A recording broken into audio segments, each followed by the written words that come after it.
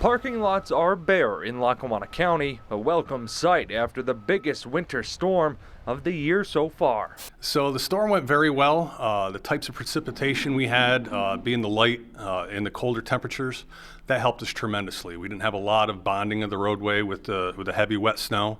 As maintenance manager for Pennsylvania's Department of Transportation District 4, Gene Perry was getting some office work done Tuesday after a long weekend running a plow truck. Went well with our traffic, with our tier restrictions.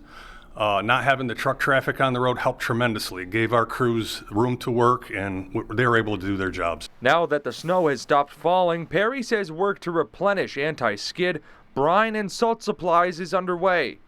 So is work out on the roadways. You know, we're getting our roads widened out, able to get our drainage facilities open if need be when that time comes for the melting. Our mechanics, our garages are working round the clock. Perry says crews will continue cleaning up from the storm and preparing for the next one, if it comes. This is a bigger one that we've had in the last few years, but you know, years ago we always say we used to have one of these every other week. So we train for these events, we plan for these events, you know, just in case they do happen like the one we just had. Jack Culkin, News Watch 16, Lackawanna County.